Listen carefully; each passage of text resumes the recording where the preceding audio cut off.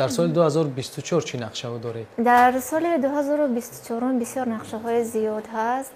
وقتی که هنرمند روبروی تماشابینان قرار می گیرد و وظیفه دار می شود که با هنر و استعداد خودش آهنگ ها و سرود ها را ایجاد نماید تا که همون تماشابین از هنر استعداد همون هنرمند دوست داشته‌اش همیشه برخوردار باشد و داند که مثلا هنرمند دوست داشته او صحت سلامت است، طبع بالیده دارد، پی ایجاد است و همیشه در خدمت خلق وطن مادر است.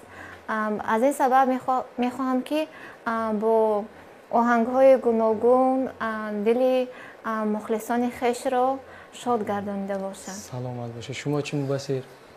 در سال 2024 خیلی آرزوهای و خیلی نیت‌های زیاد دارم که اثرهای ایجاد کرده خود را یک مجموعه کتاب کنم برای دانشجویان دانشکده دولت فرهنگ و صنعت، برای خوانندگان مکتب اینترنتی به نام استاد میرحت الله عطایف و دیگر مؤسسه‌های صنعت و از این آهنگ‌های من، یعنی که از سرودهای اکادمیایی که من ساختم استفاده برند و باز آهنگ‌های نو ایجاد کنم و در سال 2024 تصمیم گرفتیم همراه یاسمن که یک آهنگی پابرجوی می‌سازیم، دویت، یعنی که سینتز می‌کنیم قانون با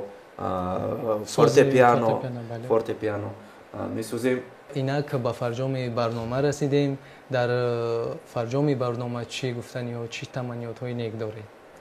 تشکر زیاد به شما که ما را به این برنامه دعوت نمودید. ما از تشریف در این برنامه بسیار هم شاد گشتیم. از دیدار شمایان دوستان عزیز خاصتا خیلی شادم و خودتان که انسانی بسیار هم فرهنگی هستید، بسیار هم مهربان و به کل بینندگان تلویزیون دوشنبه گفتنیم که با خاندان هر یکی ما و شما خرسندی، خوشبختی، فیض و برکت و برار و کامیابی ها رو آرزو مندم. اولا تشکر زیاد بر شما که چنین یک برنامه خوب رو راه اندازی نمودید و من خیلی مخلص این برنامه هستم که یک برنامه خیلی خوب است. بینندگان عزیز، اینجا به فرجام برنامه تحسین ساز رسیدیم و بازم یادآور می‌شویم در برنامه حضور داشتن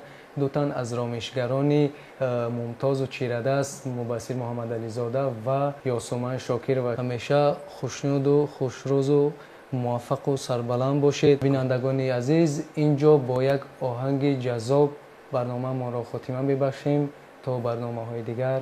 خیر.